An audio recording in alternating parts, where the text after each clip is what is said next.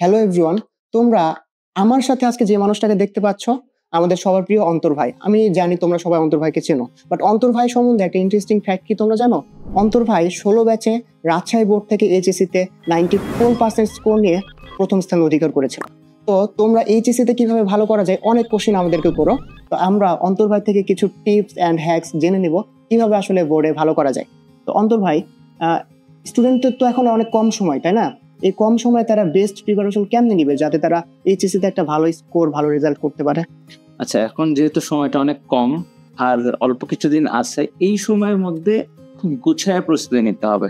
এর জন্য ওরা যেটা করতে পারে, ওরা হচ্ছে একটা চ্যাপ্টারকে টার্গেট করতে হবে। এই টার্গেট করে বইটা একবার একটু দেখে নিল, দেখে নেওয়ার পরেই সবচেয়ে গুরুত্বপূর্ণ হচ্ছে টেস্ট পেপার।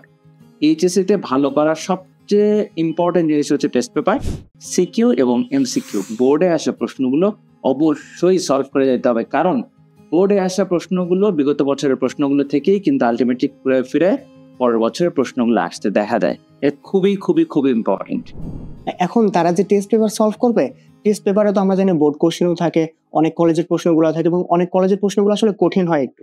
তাহলে তারা কি কঠিন প্রশ্নগুলো সলভ করবে বা এটা নিয়ে কি করবে? এটা নিয়ে হচ্ছে একটা ব্যাপার। প্রথম কথা হচ্ছে তোমার অবস্থান কি, এটা তুমি সবচেয়ে ভালো জানো। এমন যদি হয় যে তোমার বোর্ড প্রশ্নগুলো এখনো কমপ্লিটলি সলভ করা হয়নি, তাহলে তোমাকে বোর্ড প্রশ্নগুলোই সলভ করার সর্বোচ্চ টার্গেট রাখতে হবে। কিন্তু যদি তোমার বোর্ড প্রশ্নগুলো সলভ করা হয়ে থাকে, তখন তুমি বেছে বেছে ভালো ভালো যে কলেজগুলো আছে সেগুলোর প্রশ্ন সলভ করতে পারো। তবে একটা জিনিস আমি আবারও মেনশন করছি, ভালো কলেজগুলোর প্রশ্ন বেশ কঠিন থাকে। এই কঠিন প্রশ্নগুলো সলভ করতে যেয়ে বোর্ড প্রশ্ন সলভ করা মিস করা যাবে না। এবং শুধু তাই নয়, এই কঠিন প্রশ্ন সলভ করতে যেয়ে মনোবল হারানো যাবে না, হতাশ হওয়া যাবে না। প্রশ্ন কিন্তু বোর্ডই করবে, কঠিন কঠিন কলেজের প্রশ্ন কিন্তু বোর্ডে আসবে না। হ্যাঁ, এর সাথে হচ্ছে আরেকটা বিষয়, আমাদের স্টুডেন্টদের অনেকেই কিন্তু মেডিকেল প্রস্তুতি নিবে।